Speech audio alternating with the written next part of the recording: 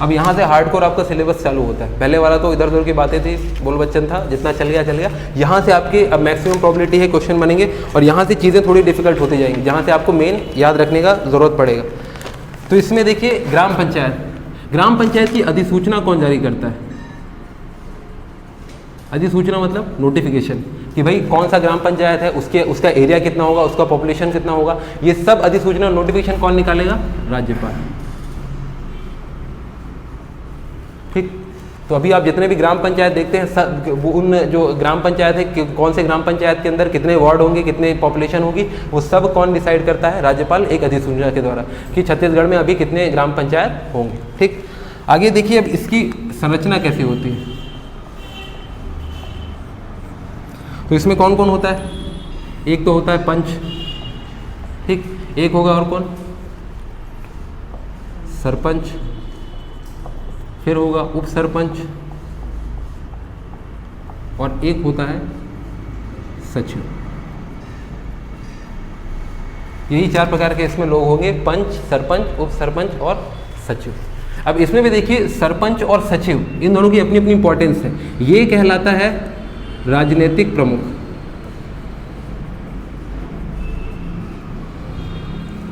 और ये कहलाता है प्रशासनिक प्रमुख।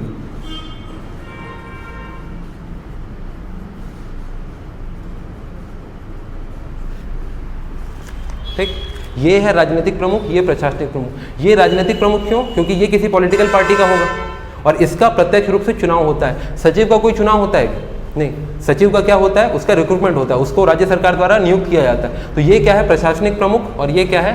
राजनीतिक प्रमुख। अब इसमें देखिए वार्डों की संख्या कितनी होती है। कोई ये ग्राम पंचायत है, जैसे अपना है नगर निगम है, उसमें वार्ड होते हैं, सेम वैसे ग्राम पंचायत में भी वार्ड होते हैं। तो यहाँ पे वार्डों की संख्या होती है 10 से लेके 20 तक। 10 से लेके 20 तक। उसमें 10 क्या है? मिनिमम 10 हो सकते हैं और मैक्सिमम 20 हो सकता है। आपको इसी के बीच सेट करना पड़ेगा क्या? ग्राम पंचायत के वार्डों की संख्या। अगर कहीं पे पॉपुलेशन कम है तो 10 रखो, कहीं पे पॉपुलेशन ज़्यादा है तो 20 रखो। और ज़्यादातर रफली एक फिगर है कि प्रति 1000 जनसंख्या में एक ग्राम पंचायत आपको बनाना है। ये रफ फिगर है, ज़रूरी नहीं कि ऐसे बना, बट एक रफ फिगर है कि पर 1000 जनसंख्या में एक ग्राम पंचायत आपको मिलेगी। वैसे पर 5000 में आपको एक इसके ऊपर जनपद पंचायत मिलेगा। ठीक, देखिए अब ये जो वार्डों की संख्या है डिसाइड कौन करेगा? राज्य सरकार के सरपंच, निर्वाचन आयोग। ठीक, ये करता है कलेक्टर, क्योंकि निर्वाचन आयोग के पास बहुत सारे काम होते हैं और ऐसे बहुत सारे वार्ड बनाने पड़ेंगे। तो वार्डों का निर्धारण कौन करेगा? कलेक्टर। ठीक है, किसी ग्राम पंचायत में कितने वार्ड होंगे कि और कि ये उसकी जो संख्या है 10 से 20 के बीच में सेट करना है, वो कौन करेगा? कलेक्टर।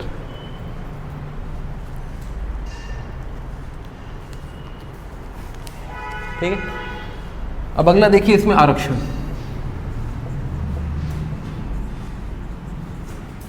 ये इंपॉर्टेंट, इसको इंपॉर्टेंट डाल लीजिए।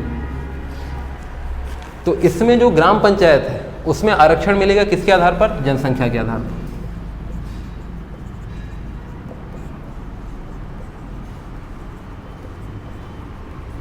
अगर कोई ऐसा ग्राम पंचायत है जहाँ पे एसटी की पॉपुलेशन ज़्यादा है तो एसटी का रिजर्वेशन ज़्यादा होगा, एससी की पॉपुलेशन ज़्यादा है तो एससी की ज़्यादा। जैसे अपने नीचे है जो हमारा साउथ वाला एरिया है या नॉर्थ वाला एरिया है, वहाँ पे क्या एसटी की पॉपुलेशन ज़्यादा है, तो वहाँ पे अगर ग्राम पंचायत में देखेंगे आप तो उसमें एसटी का रिजर्वेशन ज़्यादा है। तो यहाँ पर जो आरक्षण है वो जनसंख्या के आधार पर दिया जाएगा। अब इसमें ये जो सरपंच है इसके लिए भी पद आरक्षित होंगे और उप सरपंच है।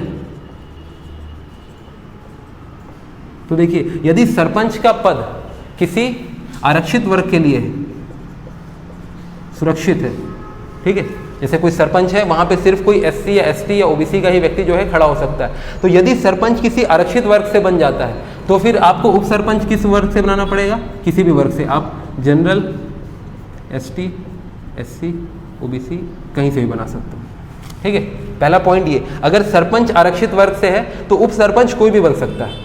लेकिन इसका वाइसे वर्सा, अगर सरपंच जो है वो अनारक्षित वर्ग से है तो फिर ये नहीं चलेगा। अगर सरपंच कोई जनरल वाला बन गया तब फिर आपको क्या करना पड़ेगा? उप सरपंच को किसी आरक्षित वर्ग का ही बनाना पड़ेगा। ठीक है, सो स्टार मार्क डालिए, ये इंपॉर्टेंट है। यदि सरपंच आरक्षित वर्ग से है तो उप सरपंच कोई भी बन सकता है, जनरल हो, एसटी हो, एससी हो, ओबीसी हो। लेकिन अगर सरपंच ही अनारक्षित वर्ग से है तो फिर आपको उप सरपंच को बाउंडेशन है कि आरक्षित वर्ग से ही बनाना पड़ेगा। ठीक, तो ये वाला जो स्टेटमेंट है ये पेपर में आ सकता है कि अगर सरपंच है वो किसी आरक्षित वर्ग से हो गया, अगर एससी है या एसटी है तो फिर जो उप सरपंच होगा वो आपके आरक्षित वर्ग से ही आएगा। ठीक, चलिए ये हो गया। एक चीज इसमें और, ये ऊपर बता दूं।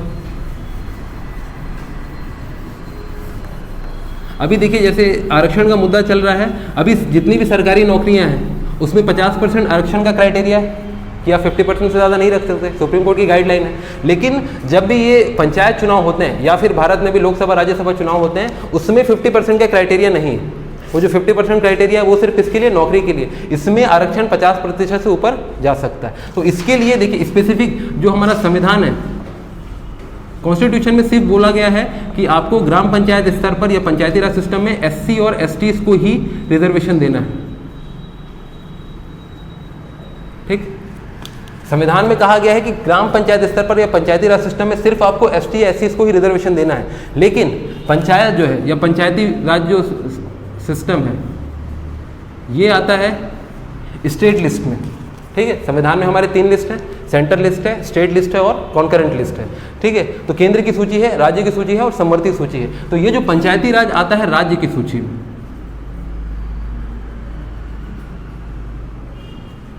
अब राज्य की सूची से मतलब ये है कि इस पर जो भी नियम कानून बनाने हैं वो कौन बना सकता है, राज्य सरकार अपने मन से। तो छत्तीसगढ़ सरकार ने क्या किया है, एसटी और एससी तो कॉन्स्टिट्यूशन में दिया हुआ था, प्लस ओबीसी को अपने साइड से अलग से रिजर्वेशन दिया है पंचायती राज सिस्टम। ठीक है, तो कॉन्स्टिट्यूशन ने बोला आपको पंचायती राज सिस्टम में एसटी और एससी को रिजर्वेशन देना है। लेकिन ओबीसी का जो रिजर्वेशन है, चूंकि पंचायती राज सिस्टम स्टेट लिस्ट के अंदर आता है और उस पर जितने भी नियम बनाने की शक्तियां राज्य सरकार के पास है, इसीलिए राज्य सरकार ने अपने साइड से छत्तीसगढ़ में सिर्फ ओबीसी के लिए अलग से रिजर्वेशन दिया है। अब ये रिजर्वेशन काम कैसे करेगा, देखिए यदि एससी और एसटी का रिजर्वेशन लेस देन 50% है, यदि एसटी और एससी का दोनों का आरक्षण मिला के 50% से कम होता है, तब राज्य सरकार चाहे तो ओबीसी को अधिकतम 25% तक आरक्षण दे सकती है, अधिकतम। ठीक, ध्यान से सुनिएगा, यदि एससी और एसटी दोनों का आरक्षण मिला के 50% से कम होता है, तब राज्य सरकार चाहे तो ओबीसी को 25% आरक्षण दे सकती है। किसका 25%? कुल सीटों का। ठीक, और राज्य सरकार ने वही आरक्षण छत्तीसगढ़ में दिया है। तो यदि लेट सपोज एग्जांपल देखते हैं, अगर किसी ग्राम पंचायत में एसटीज के लिए रिजर्वेशन है, अगर टोटल सीट है 16 है, ठीक है, एसटीज के लिए ये टोटल सीट मान लीजिए 100 ही मान लीजिए। अगर एसटीज के लिए रिजर्वेशन है 30%, एससी के लिए है 15%, ये टोटल कितना हो रहा है 45। ठीक, अब 45 है तो अब यहाँ से इसका प्लस में 25 और वो किसको दे सकता है, ओबीसी को दे सकता है। मैक्सिमम है ना, ये मैक्सिमम लिमिट है, इससे कम भी दे सकता है लेकिन इससे ज़्यादा नहीं दे सकता। तो यहाँ पे देखिए टोटल रिजर्वेशन कितना हो जाएगा, 5 और 5 10 और ये 6 और 1 70%। ठीक है, और ये इनवैलिड नहीं होगा, क्यों? क्योंकि 50% जो क्राइटेरिया है वो सिर्फ किसके लिए है, सरकारी नौकरियों के लिए। ठीक, ग्राम पंचायत वाला जो सिस्टम है उसमें आरक्षण 50% से अधिक जा सकता है, प्रोवाइडेड इन दोनों का जो रिजर्वेशन है वो जब 50 से कम रहे। लेकिन अगर इसी एग्जांपल में ये हो जाता, एससी का 20 हो जाता, तो फिर क्या हो जाता, इनका हो जाता 50%। ठीक, अब यही दोनों 50% मिल गए तो ओबीसी के लिए कुछ बचेगा नहीं, ओबीसी का क्या हो जाएगा 0। ठीक, तो ओबीसी को रिजर्वेशन मिलने की सबसे पहली कंडीशन क्या है कि एसटीज और एससीज दोनों का सम मिलके 50 से कम होना चाहिए। ठीक, ये आरक्षण में इसमें याद रखिएगा। चलिए,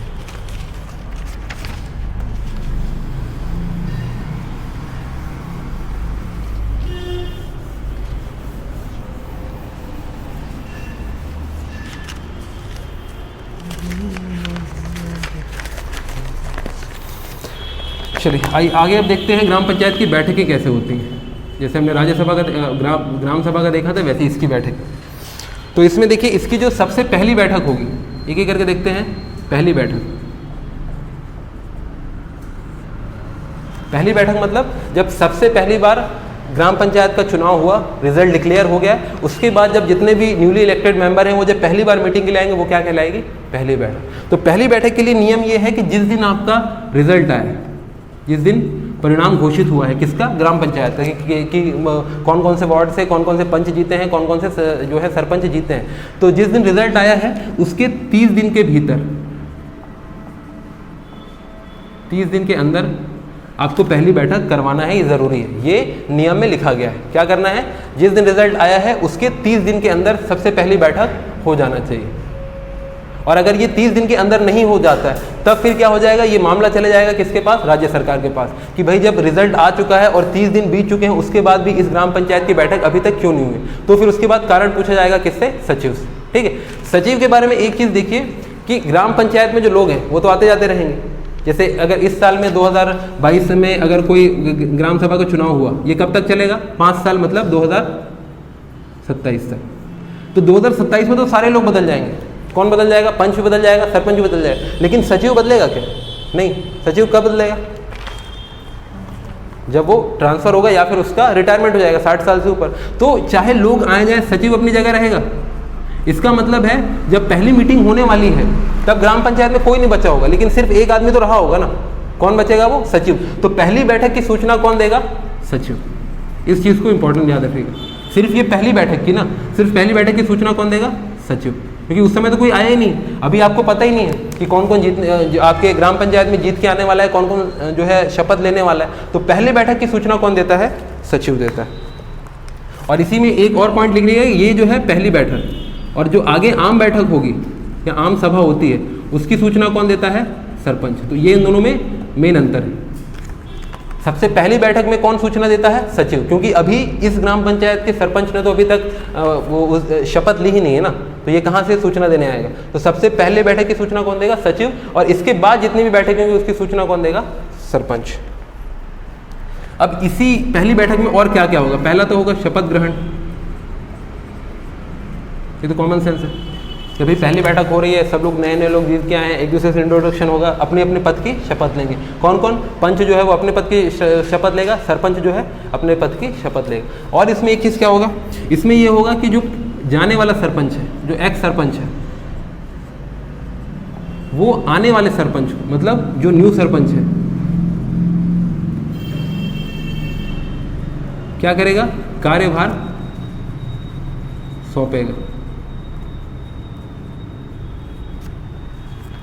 ठीक। इस पहली बैठक में और क्या होगा? पहला तो शपथ ग्रहण का कार्यक्रम होगा, दूसरा क्या होगा? जो पुराना जाने वाला सरपंच है जो इस बार नहीं जीत पाया है वो क्या करेगा? नए आने वाले सरपंच को कार्यभार सौंपेगा। लेकिन यदि कभी कभी ऐसा होता है कि ये पुराना वाला कुछ डॉक्यूमेंट देने से इसको मना करता है, हो सकता है ना, उसका कोई पुराना करप्शन का केस हो या फिर इसके खिलाफ कुछ हो जो ये इसको नहीं देना चाहता है, तो जितने भी ग्राम पंचायत से रिलेटेड डॉक्यूमेंट इसके पास हैं वो सब किसको हैंड ओवर करना पड़ेगा? इसको। लेकिन अगर ये इसको नहीं देता है, ठीक, ये जो पुराना सरपंच है वो नए सरपंच को कार्यभार ग्रहण उसको सौंपने से मना करता है, या जितने भी रिक्वायर्ड डॉक्यूमेंट है जो इसको चाहिए ग्राम पंचायत को, इसको नहीं प्रोवाइड करता है, तो इसको अगले 6 साल तक ग्राम पंचायत का चुनाव लड़ने के लिए बैन कर दिया जाए, बैन कर दिया जाए। ठीक। हालांकि ये कंडीशन कभी आती नहीं, लेकिन नियम बनाना पड़ता है। अगर कुछ ऐसा कुछ हो गया तो उसमें क्या है, पुराना वाला नए वाले को कुछ डॉक्यूमेंट देने से कार्यभार सौंपने से मना करता है, तो इस पुराने वाले के खिलाफ क्या हो जाएगा? उसको अगले 6 साल तक ग्राम पंचायत का कोई भी चुनाव लड़ने के लिए बैन कर दिया जाएगा। ठीक है। तो ये सारा काम होता है कहाँ? पहली बैठक। अब देखिए दूसरी बैठक में क्या होता है। दूसरी बैठक मतलब इसके बाद जो भी बैठकें कहलाएंगी वो कहलाएगा सामान्य बैठक या आम सभा।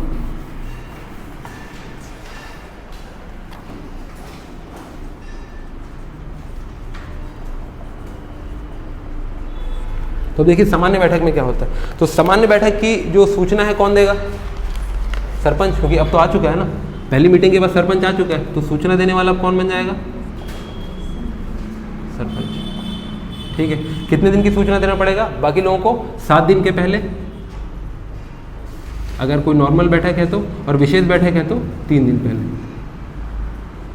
जितने भी पंच हैं उनको बताना पड़ेगा इस डेट में, इस तारीख को, इस दिन आपको आना है, इस दिन मीटिंग है। नॉर्मल अगर बैठक है 7 दिन पहले, कोई विशेष बैठक होती है तो 3 दिन पहले। और ये जो हमेशा सामान्य बैठक है वो कहाँ पे होगा, उसका जो प्लेस है किस स्थान में होगा, तो वो होगा ग्राम पंचायत मुख्यालय में। ये रहेगा बैठक का स्थान, और कहीं दूसरी बैठक नहीं हो सकती, ठीक। हमेशा जो है सामान्य बैठक कहाँ पे होगी, ग्राम पंचायत का मुख्यालय। अब देखिए ये क्यों बोल रहा हूँ मैं ग्राम पंचायत का मुख्यालय, क्योंकि एक ग्राम पंचायत के अंदर बहुत सारे ग्राम होते हैं, मतलब एक बड़ा ग्राम पंचायत है, उसके अंदर बहुत सारी ग्राम सभाएं होंगी। तो ग्राम सभा की मीटिंग उसके अपने गाँव में होगी। जैसे कि कोई ग्राम पंचायत है यहाँ पे, इसके अंदर 4 गाँव या 4 क्या है ग्राम सभा है, ठीक है। तो जो पहली वाली ग्राम सभा है इसकी मीटिंग क्या होगी, इसी के गांव में होगी, इसकी इसके गांव में, इसके गांव में। लेकिन इन चारों गांव में से किसी एक गांव में इसका क्या होगा, मुख्यालय होगा। लेट सपोज इसका मुख्यालय है यहाँ, ठीक। तो किसी एक ग्राम सभा में क्या बना के रखते हैं, उसका मुख्यालय। तो जब भी ग्राम पंचायत की मीटिंग होगी वो हमेशा क्या होगी, अपने मुख्यालय में होगी। ग्राम सभा की मीटिंग क्या होगी, अपने अपने जो गाँव है वहाँ होगी, लेकिन ग्राम पंचायत की मीटिंग हमेशा उसके मुख्यालय में होगी। इस चीज़ को याद रखिए। फिर उसके बाद देखिए मीटिंग के बाद ये है 7 दिन पहले सूचना देनी होगी। अब इसकी अध्यक्षता भी कौन करेगा, इस मीटिंग की अध्यक्षता कौन करेगा, सरपंच, वो नहीं है तो उप सरपंच, वो नहीं है तो बैठक में से कोई जिसका चुनाव किया जाए। जब भी मैं बोल रहा हूँ बैठक में से कोई भी, मतलब ऐसा कोई नहीं कि मीटिंग में बैठा कोई अपना हाथ खड़े कर रहा है कि सर आज मेरे को मन कर रहा है, ऐसा नहीं ना। क्या होगा, जो उस बैठक में है सारे लोग का वोटिंग होगा, फिर जिसको बोलेंगे कि हाँ भाई तुम आज की वो अध्यक्षता करो, वही आदमी क्या करेगा, यहाँ की अध्यक्षता करेगा। और वो सिर्फ उसी मीटिंग के लिए अध्यक्षता करेगा। बाकी मीटिंग में जैसे ही सरपंच आता है वापस वो क्या हो जाएगा, अध्यक्षता चालू कर देगा। अब देखिए ग्राम सभा की जो सामान्य बैठक है वो हर महीने में एक बार होनी चाहिए, मतलब प्रत्येक माह में एक बार, ठीक। ग्राम सभा की बैठक हमने देखा था, ग्राम सभा की बैठक साल में कितने बार थी, 6 बार थी। लेकिन ये ग्राम पंचायत की प्रत्येक माह में एक बार बैठक होनी चाहिए, ठीक। इस बैठक की सूचना कौन देगा, सरपंच।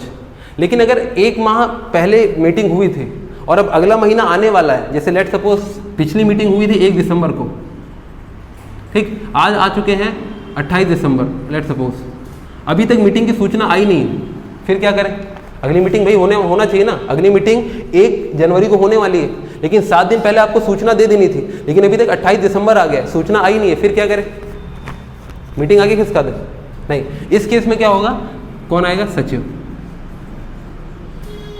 वो मीटिंग की सूचना दे देगा कि भाई अगली मीटिंग जो है 1 जनवरी को होनी है। क्यों, क्योंकि या तो सरपंच भूल गया है या फिर वो मीटिंग बुलाना नहीं चाहता है, कोई भी रीजन हो सकता है। तो उस केस में कौन आएगा, सचिव, और वो अगली मीटिंग की सूचना देगा कब, जो है अगले महीने की जिस भी तारीख को होगा, जब 1 महीना कंप्लीट होने वाला होगा, ठीक है। तो इस चीज़ में याद रखिएगा, इससे जो है स्टेटमेंट वाले क्वेश्चन आ सकते हैं कि यदि सरपंच मीटिंग की सूचना नहीं देता है तो क्या मीटिंग होगी नहीं, क्या नहीं, मीटिंग होगी, लेकिन उसकी सूचना कौन देगा, सचिव।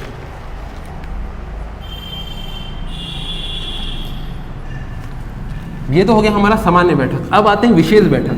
सामान्य बैठक हर महीने में एक बार होगी, ठीक है। लेकिन अगर कोई ऐसी कंडीशन आ जाती है कि हमको आज ही या 1-2 दिन में मीटिंग करने की ज़रूरत है, गांव में कुछ ऐसा विषय उत्पन्न हो गया है जहां एक बहुत तत्काल मीटिंग की आवश्यकता है, तो उस बैठक को क्या बोलेंगे, विशेष बैठक। विशेष परिस्थिति में रखी गई बैठक, विशेष बैठक,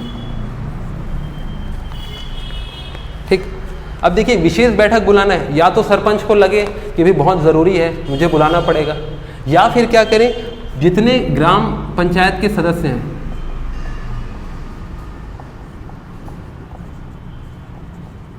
उसके 50% लोग आवेदन करें कि भाई हमको विशेष बैठक की आवश्यकता है, ठीक। विशेष बैठक बुलाने की पहली क्राइटेरिया क्या है कि सरपंच अपने मन से बुला ले, उसको लगे कि भाई कोई ज़रूरी काम है जो हमको मिलकर डिस्कस करना चाहिए। लेकिन यदि ग्राम सभा के लोग, ग्राम पंचायत के जो सदस्य हैं, जो पंच हैं, उनको लगता है कि विशेष बैठक की आवश्यकता है, तब क्या करेंगे, जितने उस ग्राम पंचायत के सदस्य हैं, ये कितने हो सकते हैं, मिनिमम 10 और मैक्सिमम 20, उसके जब 50% लोग अपना लिखित में आवेदन करेंगे, किसको, सरपंच को, कि भाई हमको जो है विशेष बैठक हमको बुलानी है, तो सरपंच को विशेष बैठक बुलानी पड़ेगी, ठीक है। कितने दिन के अंदर, 7 दिन के भीतर।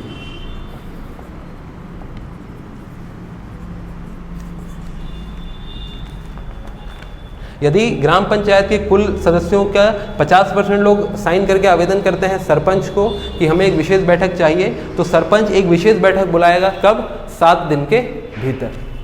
लेकिन यदि सरपंच मना कर देता है तो सचिव, तो यहाँ पे सीधे सचिव के पास नहीं जाना, पहले आप जाओगे सरपंच के पास, अगर वो मना कर देता है तो उप सरपंच, और ये भी मना कर देता है, हो सकता है दोनों ही की पार्टी को, ये भी मना कर दे तो फिर किसके पास जाना है? सचिव के पास।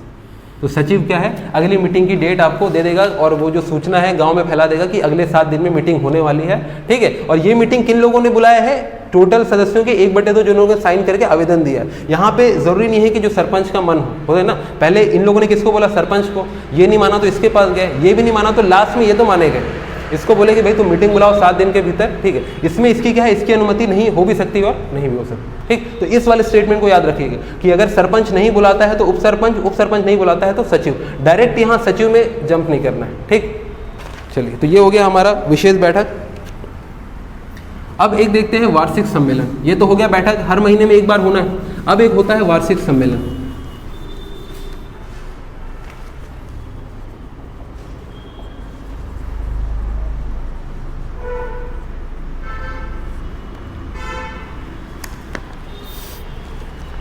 ठीक, तो वार्षिक सम्मेलन बाकी बैठकों से कैसे अलग है? बाकी जो बैठक होने वाली है हर महीने में एक बार होगी, उसमें आप नॉर्मल चीज़ों के बारे में डिस्कस कर रहे हो जो आपके डेली बेसिस पे आ रही है कि ये प्रॉब्लम आ गया, या इस दिन बाजार है, इस दिन मंडी लगाना है, ये सब। वार्षिक बैठक में क्या होता है, ऐसे मुद्दों पर चर्चा होती है जो आपके साल भर के लिए इंपॉर्टेंट है, जो आपके काम काज से रिलेटेड है। सरकार की कोई योजना है, साल भर में उसका कितना एनालिसिस किया है, आपने बजट बनाया है, आपने ऑडिट किया, उसका रिपोर्ट है, वो सब किस में होता है? वार्षिक सम्मेलन। अब वार्षिक सम्मेलन में सारे पंच आएंगे, ठीक है, बहुत बड़ा सम्मेलन है, तो इसका आपको 3 माह पूर्व आपको सूचना देना पड़ेगा कि वार्षिक बैठक कब होने वाला है। और ये generally towards the end of the year होता है, मतलब ये अक्टूबर, नवंबर, दिसंबर के आसपास कहीं होगा, ठीक। तो 3 माह पहले आपको क्या देना पड़ेगा? सूचना देना पड़ेगा। उसके बाद देखिए, अब ये भी कहाँ पर होगा? मुख्यालय में होगा। इसकी हर बैठक कहाँ होगी? मुख्यालय में होगी, जहाँ पे फिर इसका ग्राम पंचायत का मुख्यालय है।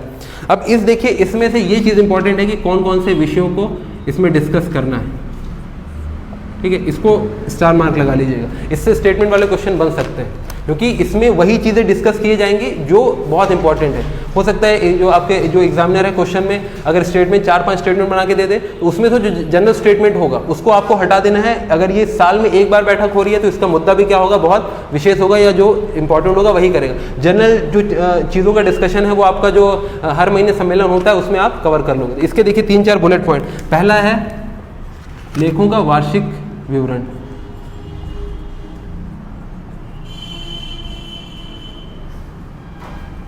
कि साल भर वहाँ जो जितना भी आपने वहाँ पे अकाउंट्स डिपार्टमेंट है उसका जितना भी डॉक्यूमेंट है वो सब का रिपोर्ट क्या है, साल के लास्ट में वार्षिक सम्मेलन में रखा जाएगा। कौन रखेगा?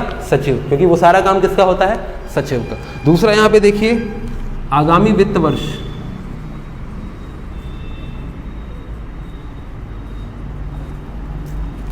के लिए प्रस्तावित विकास कार्य, ठीक, सरकार के द्वारा या ग्राम पंचायत के द्वारा आगामी वित्त वर्ष मतलब अगले साल जो वित्त वर्ष आने वाला है उसके लिए कौन कौन से विकास कार्य कराने हैं उसकी प्लानिंग और उसकी भी यहाँ पे वो किया जाता है, उसका एनालिसिस इस वाले वार्षिक सम्मेलन में किया जाता है कि अगले साल हमको कौन कौन से काम करने हैं। क्योंकि अगली बैठक कब होगी? अब अगले साल होगी। तो ये जो है, जैसे इस साल की बैठक अगर नवंबर 2022 में हो रही है, ठीक है, अब अगली बैठक कब होगी? नवंबर 2023, ठीक है। तो अगले एक साल आपको जो काम करना है उसकी प्लानिंग आप कहाँ पे कर लोगे? इसी वार्षिक सम्मेलन में कर लोगे। तो ये वार्षिक सम्मेलन बहुत इंपॉर्टेंट है। तीसरा देखिए, ऑडिट। कल मैंने बताया था ऑडिट क्या है? ऑडिट एवं उसकी रिपोर्ट के संबंध में जो जानकारी है वो भी कहाँ आपको वार्षिक सम्मेलन में रखना पड़ेगा। कल मैंने बताया था ऑडिट क्या है? ऑडिट मतलब आपने साल भर में जितना जो खर्चा किया, लेखा जोखा है, वो सब का एक रिपोर्ट बनाते हैं, वो क्या करता है? ऑडिट। और उसका जो रिपोर्ट है आपको ग्राम पंचायत की इस वार्षिक सम्मेलन में रखना पड़ेगा। उसको भी कौन रखेगा? सचिव। फिर चौथी एक चीज रखेगा, बजट।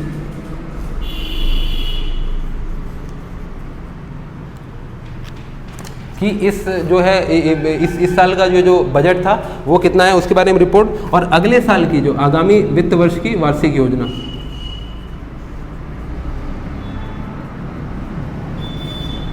अगले साल का बजट में हमको क्या क्या पॉइंट मेंशन करना है, क्या करना है, वो सब कहाँ रखा जाएगा, वार्षिक सम्मेलन में। और एक पांचवा अगला है इस साल जो साल भर जो काम हुआ है उसका विवरण। ये 5 चीजें इस वार्षिक सम्मेलन की मुख्य मुख्य बिंदु होते हैं। इसके अलावा बाकी छोटे मोटे पॉइंट भी होंगे, लेकिन हमके एग्जाम के हिसाब से ये 4 पॉइंट, ठीक है। तो अगर आपके एग्जाम में आता है कि वार्षिक सम्मेलन में कौन कौन से मुद्दे हैं, तो इनके अलावा अगर आपको कोई विषय दिखता है तो आप उसको आसानी से हटा सकते हैं, ठीक है, क्योंकि वो सब किसके विषय होंगे, जो आम बैठक होती है बाकी दिन उसके विषय हो सकते हैं। आपके वार्षिक सम्मेलन में यही 5 विषय मुख्य रूप से डिस्कस किए जाएंगे, ठीक। तो ये है आपके, हाँ ये जितने भी रिपोर्ट है, जहाँ पे भी ये रिपोर्ट दिखा रहा है, विवरण है, वो सब किसका काम है, सचिव का। क्योंकि आपके जो ग्राम पंचायत है उसका जितना भी डॉक्यूमेंटेशन वाला पार्ट है वो कौन देखता है, सचिव देखते हैं, ठीक। तो ये जितनी भी रिपोर्ट है, जितना भी बजट का वो है, वो सब कौन करेगा, वो है सचिव का काम। तो ये हो गया हमारा वार्षिक सम्मेलन।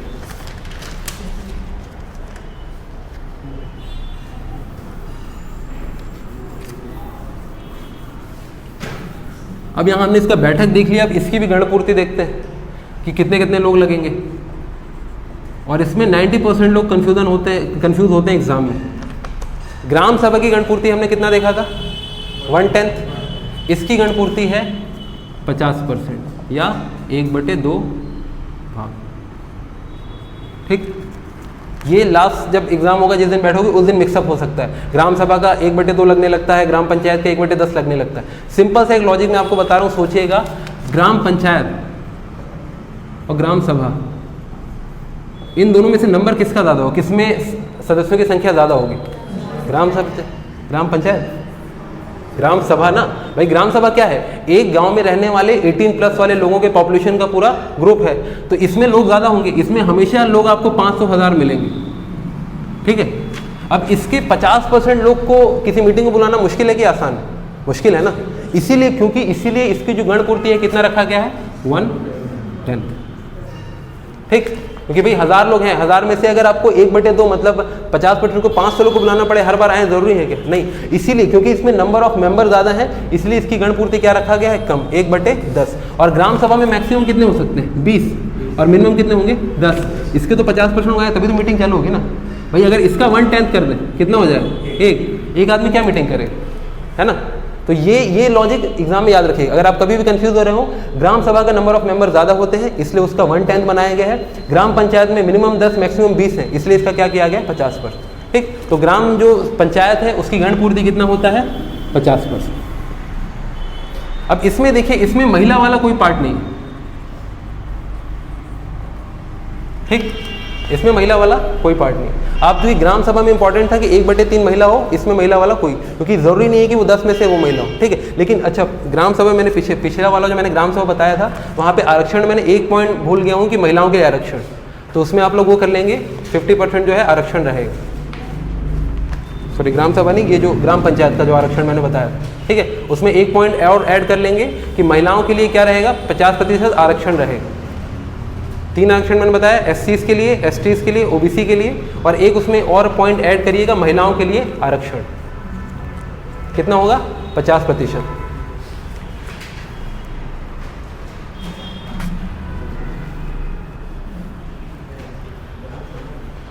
अब इसमें एक छोटा सा वो है, कैच है, ये देखिएगा, महिलाओं के लिए जो आरक्षण 50% है। अब ये 50 जो प्रतिशत है, ये दो मिला के 50%, मतलब कुल संख्या का भी 50% होना चाहिए, प्लस जितने रिजर्व सीट है उसका भी 50% होना चाहिए, ठीक। एग्जाम्पल के लिए देखो, अगर किसी जैसे राज्यसभा में किसी ग्राम पंचायत में मान लो के बाद 20 सीट्स हैं, ठीक है, तो इस 20 में से भी 50% मतलब 10 जो होगा किसके लिए आरक्षित होगा, महिलाओं के लिए। ये हो गया पहला। अब इसमें से मान लो के बाद ST के लिए 4 है, SC के लिए 2 है, और OBC के लिए 2 है, लेट्स सपोज, ठीक। तो इसका भी 50% क्या होगा, महिलाओं के लिए आरक्षित होगा, ठीक। तो आपको ये जो 50% है दोनों जगह मेंटेन करना है। पहला तो कुल संख्या का भी 50% होना चाहिए, प्लस जितने रिजर्व सीट्स हैं उनका भी 50% होना चाहिए। तो अगर देखिए कुल संख्या यहाँ पर 20 है, तो 20 में से 10 जो पंच होने चाहिए, कौन होने चाहिए? महिलाएं होनी चाहिए, प्लस जितनी आपकी रिजर्व सीट्स हैं उनका भी 50% कौन होगी? महिला होगी। तो यहाँ पे आरक्षण दोनों मेंटेन करना है, 50% कुल संख्या में भी और रिजर्व सीट्स में भी, ठीक है।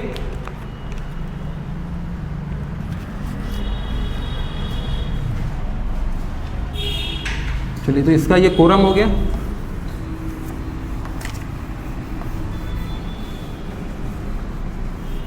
अब देखिए, पीछे हमने देखा था अगर 2 ग्राम सभाओं में मतभेद हो जाता है तो उसका निपटारा कौन करेगा? ठीक है। लेकिन अगर यहाँ पे अगर ये होता है कि एक, पहले तो यहाँ पर ये देख लीजिए विवाद, एक टेबल बना लीजिए विवाद, और यहाँ पे लिख लीजिए निपटारा या निराकरण कौन करेगा।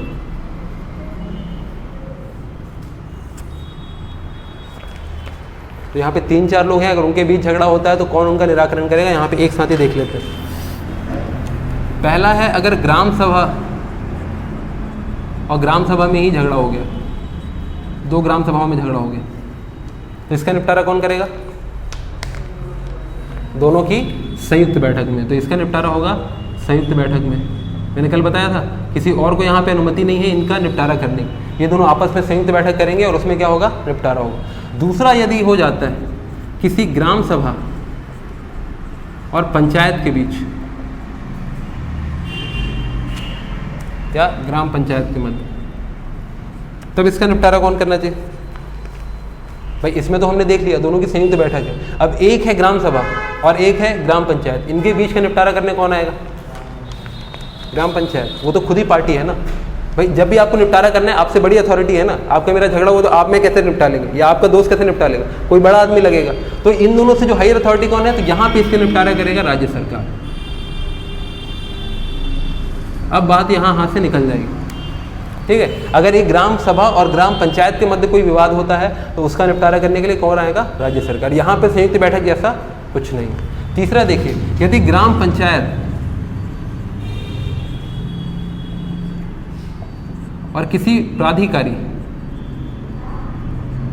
के मध्य अगर कोई विवाद हो जाता है, प्राधिकारी मतलब जैसे सीईओ है या कलेक्टर है या सचिव है, उसके मध्य कोई विवाद हो जाता है, तो उसके साथ कौन, उन दोनों का निपटारा कौन करेगा? अब देखिए, मैं जब भी यहाँ पे ग्राम पंचायत बोल रहा हूँ, इसका मतलब सरपंच नहीं है ना। ये मत सोच लीजिए कि ग्राम पंचायत में सिर्फ सरपंच होता है उससे लड़ाई होगी। जैसे अगर मैं बोल रहा हूँ यहाँ पे ग्राम पंचायत और प्राधिकारी, तो इस प्राधिकारी में सचिव हो सकता है, उसका पूरे ग्राम पंचायत के साथ जब लड़ाई हो, पर्सनल अगर सरपंच के साथ लड़ाई है तो उसमें राज्य सरकार नहीं आएगी। ये तो दो लोग के बीच के मैटर है ना। यहाँ पे एज ए इंस्टीट्यूशन, जैसे सचिव का जो पैसा है वो किसी ग्राम पंचायत वाले ने रोक के रखा है, तो ये सरपंच ने रोका है क्या? नहीं, ये पूरे ग्राम पंचायत ने रोका है। तो यहाँ पे 2 पार्टी कौन बनेगा? एक बनेगा सचिव प्राधिकारी और एक कौन बनेगा? ग्राम पंचायत। तो इसको बिल्कुल ये मत लीजिए कि ग्राम पंचायत मतलब मैं सरपंच के बारे में बात कर रहा हूँ, वो एक सोल अथॉरिटी नहीं है। ग्राम पंचायत में सरपंच भी हैं और पंच भी हैं। तो जब पूरी ग्राम सभा ग्राम पंचायत के साथ किसी का विवाद रहेगा और एक प्राधिकारी है, तब इसका निपटारा कौन करेगा? यहाँ भी कौन करेगा? राज्य सरकार। ठीक। तो यहाँ पे पेपर में कंफ्यूज करने दे सकता है कि सचिव और सरपंच के बीच झगड़ा है, तो उसका निपटारा कौन करेगा? कौन, किसको करना चाहिए? भाई ये तो पर्सनल लड़ाई है ना, तो उसका निपटारा कौन करेगा? न्यायालय करेगा ना, जिला कोर्ट करेगा, हाई कोर्ट करेगा, सुप्रीम कोर्ट करेगा। यहाँ पे राज्य सरकार को कोई लेना देना नहीं, क्योंकि वो उन दोनों की पर्सनल लड़ाई है। लेकिन जब सचिव की पूरे इंस्टीट्यूशन के साथ लड़ाई होगी, तब वो क्या कहलाएगा? प्राधिकारी और ग्राम पंचायत के बीच का विवाद। अब चौथा एक आता है ग्राम पंचायत और छावनी बोर्ड के बीच।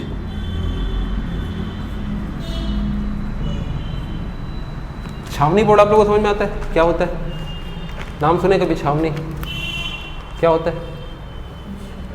हाँ, देखिए, एक छावनी बोर्ड एक जैसा पंचायती राज सिस्टम है, वैसी गवर्नेंस का स्ट्रक्चर है छावनी बोर्ड।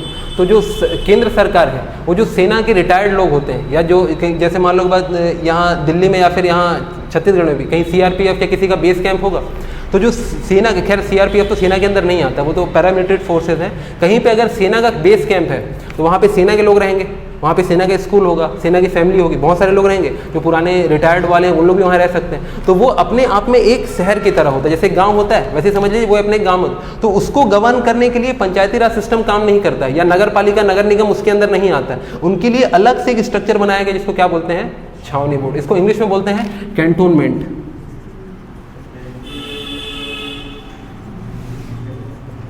ये सुना आपने? कभी दिल्ली में जाओगे तो वहाँ पे दिल्ली कैंटोनमेंट पड़ता है, तो वो क्या है, दिल्ली कैंटोनमेंट मतलब वो है, वो सेना की एक छावनी है, और वहाँ पे उनका गवर्नेंस स्ट्रक्चर अपना है। वहाँ पे ये नगर निगम का महापौर पार्षद ऐसा कुछ नहीं होता, उनका अलग से स्ट्रक्चर है, ठीक है। तो यदि उसका और किसी ग्राम पंचायत के विवाद हो जाता है तब फिर कौन निपटारा करेगा? ये एक बार पेपर में आ चुका है, किसको करना चाहिए, ठीक है। अब देखो इसको किसने बनाया है, केंद्र सरकार, ठीक है, और इसको किसने बनाया है, राज्य सरकार, ठीक। इन दोनों के बीच लड़ाई होगी, बड़ा आदमी कौन है, केंद्र सरकार। तो इसका निपटारा करेगा कौन, केंद्र सरकार। लेकिन किसकी सलाह पर, राज्य सरकार के सुझाव पर।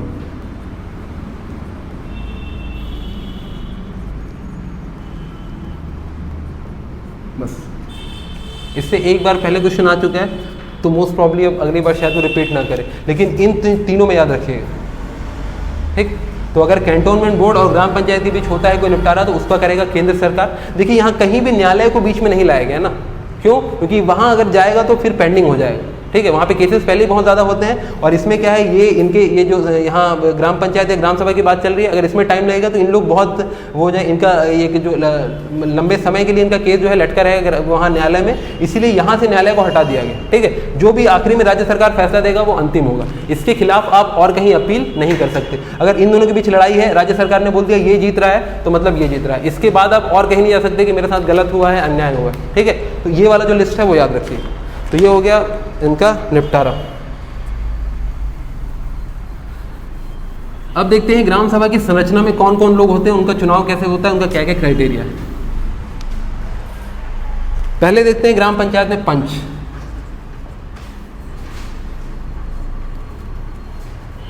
पंच का चुनाव कैसा होता है, प्रत्यक्ष कि अप्रत्यक्ष। अब इतनी देर में आप लोगों को ये तो शायद समझ में आ गया होगा कि प्रत्यक्ष चुनाव क्या होता है और अप्रत्यक्ष चुनाव क्या होता है। तो पंच का चुनाव कैसा होता है, प्रत्यक्ष मतलब आम जनता वहाँ जाके वोट डालती, प्रत्यक्ष चुनाव होता है, पहला हो गया। दूसरा, इसके लिए मिनिमम एलिजिबिलिटी क्राइटेरिया क्या है, या कितने साल का आदमी चुनाव लड़ सकता है, 18 साल, 25 साल, 18 साल, ठीक। इसके लिए मिनिमम एज है 21 वर्ष,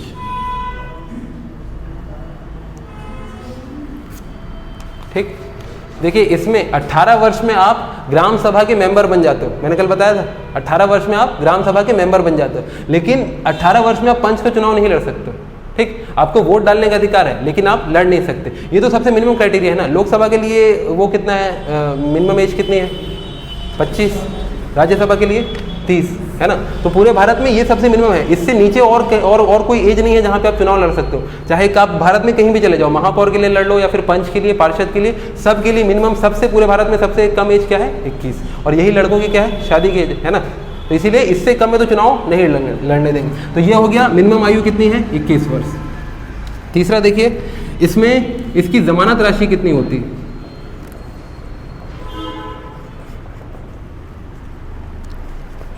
जमानत राशि समझ में आता है आप लोग क्या होता है, एंट्री फीस जैसे होती है, सेम वही क्या है, उसी को क्या बोलते हैं, जमानत राशि। कि आप अगर कोई पंच का फॉर्म भरने जा रहा है तो उसको फॉर्म के साथ कितना पैसा जमा करना है। तो इसमें इसका है 50 रुपये, ठीक। अगर वो अनारक्षित वर्ग से फॉर्म भर रहा है, और अगर आरक्षित फॉर्म से भर रहा है तो जस्ट इसका आधा कितना, 25 रुपये। ये है आरक्षित के लिए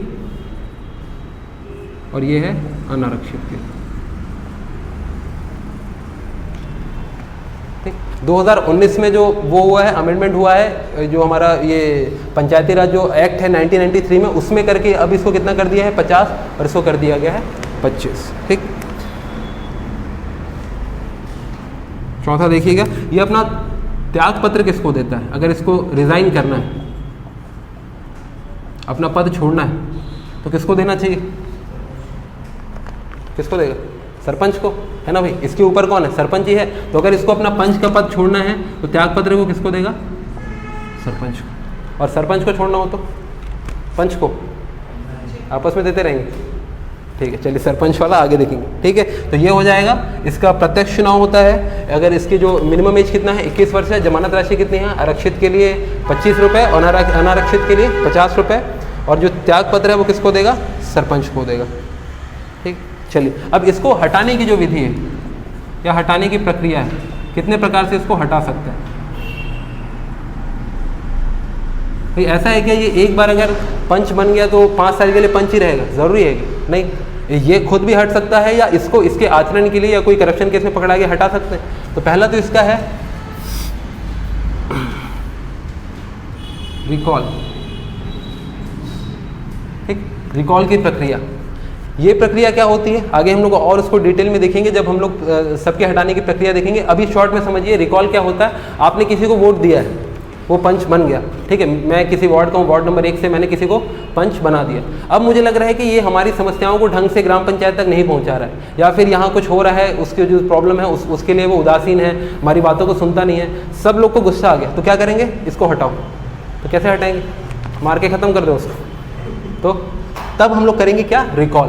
हमने उसको चुनने के लिए वोटिंग की थी, उसको हटाने के लिए भी अब क्या करेंगे, वोटिंग करेंगे। तो ये जो हटाने के लिए वोटिंग है वो क्या कहलाती है, रिकॉल। ठीक, ये कहलाती है रिकॉल की प्रक्रिया। आगे हम लोग आगे चैप्टर में और देखेंगे। फिर इसको और कैसे हटा सकते हैं, इसके अगर निलंबन हो जाए, इसका सस्पेंड कर दे, ऊपर वाली अथॉरिटी कोई प्राधिकृत अधिकारी इसको निलंबित कर दे, तो भी ये क्या हो जाएगा, अपने पद से हट जाएगा।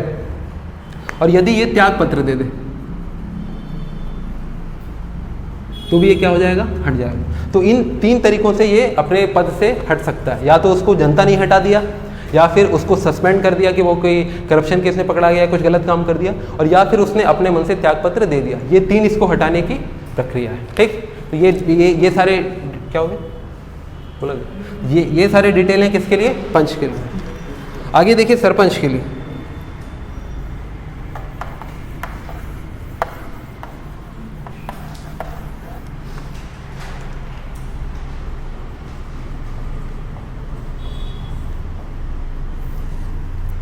तो इसका चुनाव कैसा होता है, प्रत्यक्ष या अप्रत्यक्ष। सरपंच का, सरपंच के लिए भी वोट डालते हैं हम लोग, मतलब ये भी कैसा होता है इसका चुनाव, प्रत्यक्ष। इसके लिए मिनिमम एज कितनी होती है, बड़ा होना चाहिए क्या, 5 से होना चाहिए। ठीक, देखिए 2019 में सरकार एक अमेंडमेंट करने वाली थी जो उन्होंने रद्द कर दिया। 2019 में सरकार ने बोला कि जो पंच का जो, जैसे अभी हम लोग महापौर होता है, महापौर का चुनाव कैसा होता है, अप्रत्यक्ष होता है। तो ये भी कब हुआ है, 2019 के बाद से। उससे पहले भी क्या होता था, महापौर के लिए वोटिंग होती थी, जब सरोज पांडे बनी थी लोग जाके वोट करते थे। तो 2019 ने सरकार में एक संशोधन किया है, जो यहाँ पे हमारा 1993 वाला नियम है, उसमें कि जो महापौर है और जो इसके नगर पालिका परिषद के अध्यक्ष हैं, उनका चुनाव कैसा होगा, अप्रत्यक्ष। तो सेम सरकार यहाँ पे क्या करने वाली थी, सरपंच का भी चुनाव अप्रत्यक्ष कराने वाली थी। ठीक, सरकार ने मन बना लिया, लेकिन उसके बाद जब इसका विरोध किया गया तब इसको क्या किया गया, प्रत्यक्ष। ठीक है, तो 2019 में ये वाला भी अमेंडमेंट होने वाला था, लेकिन हुआ नहीं, कि सरपंच का चुनाव भी क्या होने वाला था, अप्रत्यक्ष। ठीक है, सरपंच का चुनाव अप्रत्यक्ष होने से क्या फायदे और क्या नुकसान है, सोचो, नुकसान क्या हो सकता है। ठीक है भाई, जैसे बाकी पंच है, मैं जैसे महापौर का मैंने अप्रत्यक्ष तो करा ही दिया ना, तो भाई इसको भी अप्रत्यक्ष करने में क्या प्रॉब्लम है,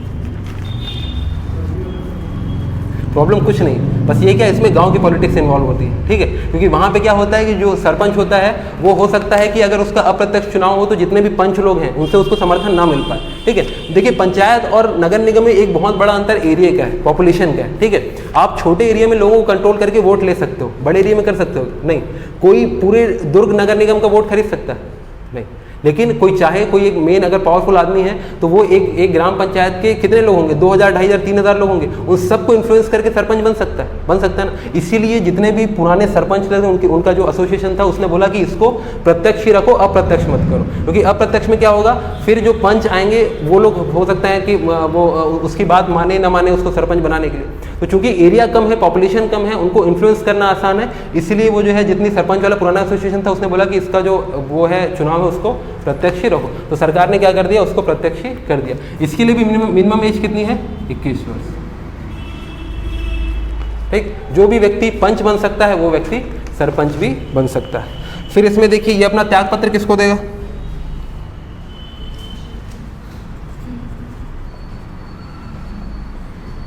किसको देना चाहिए, सचिव, ठीक है। यहाँ पे देखिए त्यागपत्र क्या है, सचिव अपने को लगता है कि इसके बड़ा आदमी हो गया, इस स्टेटस में इससे बड़ा होगा, लेकिन सरपंच और सचिव वो दोनों एक ही स्टेचर के, ठीक है। तो आप अपने साथ वाले कलीग को कैसे त्यागपत्र दोगे? तो ये त्यागपत्र किसको देता है? जिला उप संचालक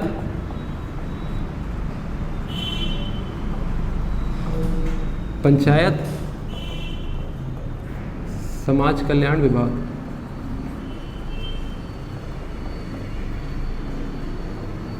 ठीक, पंचायत एवं समाज कल्याण विभाग यही विभाग है जो पूरे छत्तीसगढ़ में पंचायती राज जो सिस्टम है उसको ओवरऑल कंट्रोल करता है, ठीक है। उसका डायरेक्शन कौन करता है? पंचायत एवं समाज कल्याण विभाग। और जिला उप संचालक, इसको हिंदी में इंग्लिश में क्या बोलेंगे? असिस्टेंट, या फिर यहाँ डिस्ट्रिक्ट असिस्टेंट डायरेक्टर,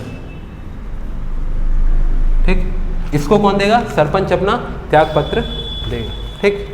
अब इसको भी हटाने की प्रक्रिया क्या क्या हो सकती है? अच्छा, इसके लिए जमानत राशि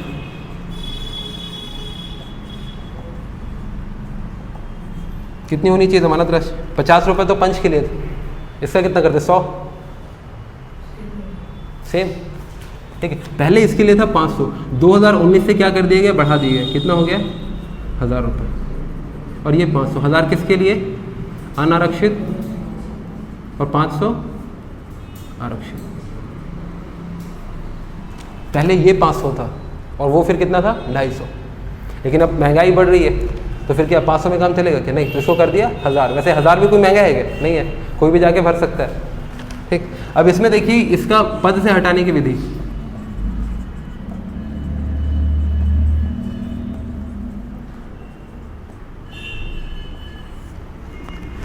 पंच के लिए हमने देखा था राइट टू रिकॉल, ठीक है, कि उसको हम लोग वापस वोट करके हटा दें। इसमें इसको रिकॉल से नहीं हटा सकते, हालांकि हमने इसको प्रत्यक्ष रूप से चुना है। लेकिन देखिए इसमें क्या है, हमने सरपंच को प्रत्यक्ष रूप से चुन दिया और किसके हवाले कर दिया? ग्राम पंचायत। अब इसको हटाने की जिम्मेदारी भी किसकी है? ग्राम पंचायत। तो ग्राम पंचायत में लोग क्या होते हैं? पंच होते हैं। अगर सारे पंच किसी सरपंच को हटाना चाहते हैं तो वो लोग एक चीज़ करते हैं, उसका नाम है अविश्वास प्रस्ताव।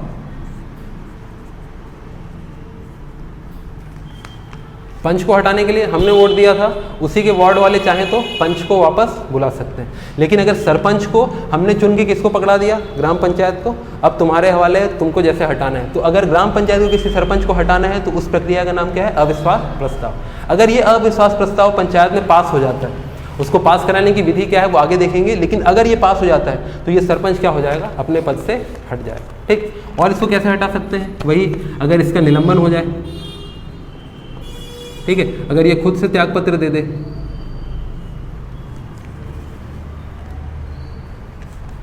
तो ये सब केस में क्या होगा? सरपंच जो है वो अपने पद से हटा मान लिया जाएगा, ठीक। तो ये हो गए सरपंच को के बारे में डिटेल।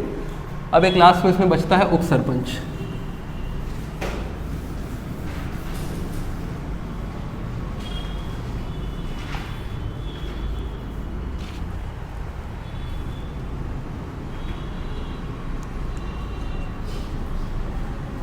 ठीक, उप सरपंच को चुनने की विधि क्या होती है? प्रत्यक्ष या अप्रत्यक्ष? प्रत्यक्ष, अप्रत्यक्ष। कैसे उप सरपंच का चुनाव कैसे होता है? जितने भी पंच होते हैं वो अपने में से किसी एक पंच का चुनाव करते हैं उप सरपंच के रूप में। इसका मतलब ये क्या है? इसका विधि क्या है? अप्रत्यक्ष। इसकी एज कितनी होगी? 21, क्योंकि पंच में से ही है ना भाई, वो पहले पंच बना है, बाद में क्या बना है? उप सरपंच। तो इसका एज भी कितना हो जाएगा? 21। अब ये किसको देगा त्यागपत्र? सरपंच को।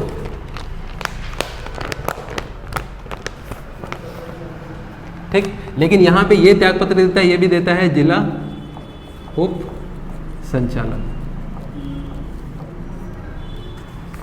ठीक है, बस यहीं पे याद रखना, इसी लॉजिक से पेपर में 1 नंबर गलत हो जाएगा। ठीक, कि सरपंच भी किसको दे रहा है? जिला उप संचालक पंचायत एवं समाज कल्याण विभाग, और ये भी किसको दे रहा है? जिला उप संचालक पंचायत एवं समाज कल्याण विभाग। ठीक,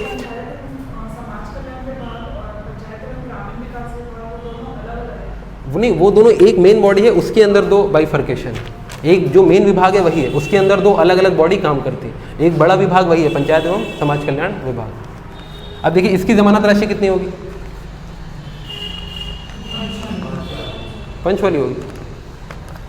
भाई जैसे किसी पंच, पहले देखिए, पहले कोई आदमी था पंच बन गया, उसने 50 रुपये जमा कर दिए, बन गया, अब उसको उप सरपंच बनना है तो कितनी जमानत राशि देगा? फिर से पैसा जमा करे? नहीं, इसके लिए कोई जमानत राशि नहीं रहेगी भाई, क्योंकि ये तो अलग से पोस्ट ही नहीं है ना। वो तो जो पंच है वो आपस में से चुनाव करेंगे, अगर जिसको इसको खड़ा होना है हो जाए, अगर वो नहीं भी चुना जाता है तो कोई बात नहीं, तो इसमें जमानत राशि क्या होगी? कुछ नहीं होगा, नील होगा। और इसको भी हटाने की विधि क्या होगी? अविश्वास प्रस्ताव, ठीक है, इसका भी निलंबन और इसका भी त्यागपत्र। ये सब क्या है? इसको जो सेम सरपंच को हटाने की विधि है वही क्या है? उप सरपंच को भी हटाने की विधि है।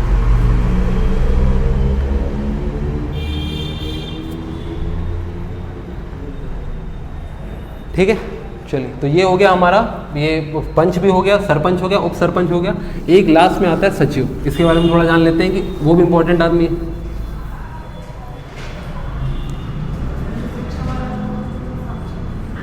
क्या बोल? नहीं, वो आगे है, वो लास्ट में आएगा, उसके बारे में बताता हूँ कि कौन कौन पंच कैसे बन सकता है। सरपंच वो क्या है कि ग्राम पंचायत के लिए, जनपद पंचायत के लिए, जिला पंचायत के लिए एक ही क्राइटेरिया, तो वो सब खत्म करने के बाद लास्ट में एक बताता हूँ, ठीक है, कि आपको पंच, सरपंच या फिर उप सरपंच बनने के लिए क्या क्या क्राइटेरिया, एलिजिबिलिटी होती है, तो वो एकदम लास्ट में कवर करें। अभी देखिए सचिव, सचिव की नियुक्ति कौन करता है?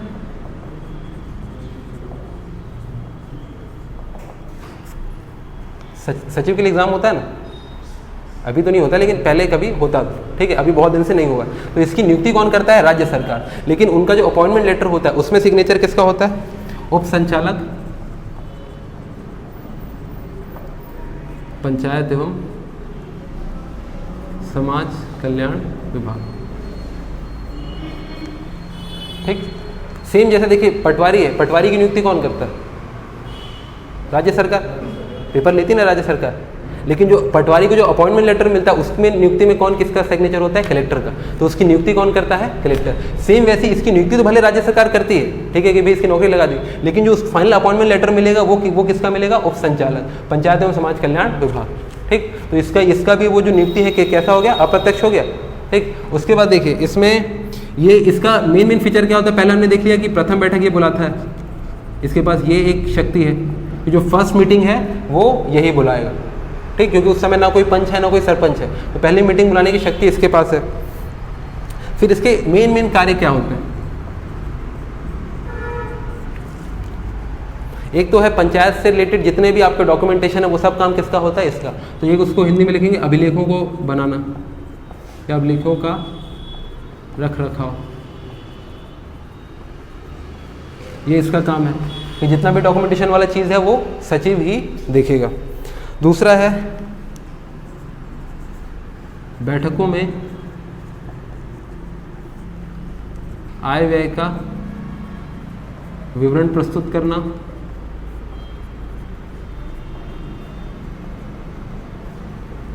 और अन्य जानकारी देना।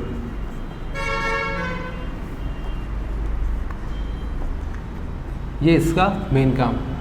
बाद में इसका देखेंगे एक और मेन इसका सबसे काम होता है कि अगर आपको पंचायत का जो फंड है उससे पैसे निकालने हैं तो वो भी सिर्फ सरपंच के साइन से नहीं निकलेगा, आपको सरपंच और सचिव दोनों के सिग्नेचर लगेंगे, तभी आप पंचायत का जो फंड है उससे पैसे निकाल सकते हैं। ठीक है, तो वो भी किसका इंपॉर्टेंट कार्य है, वो उसको जब आगे आएगा तब देखेंगे। ठीक है, तो ये हो गया हमारा सचिव वाला भी पार्ट कंप्लीट। तो ये ग्राम पंचायत का हो गया, पंच हो गया, सरपंच हो गया, उप सरपंच हो गया और सचिव हो गया। ठीक है, अब आगे आते हैं जनपद पंचायत।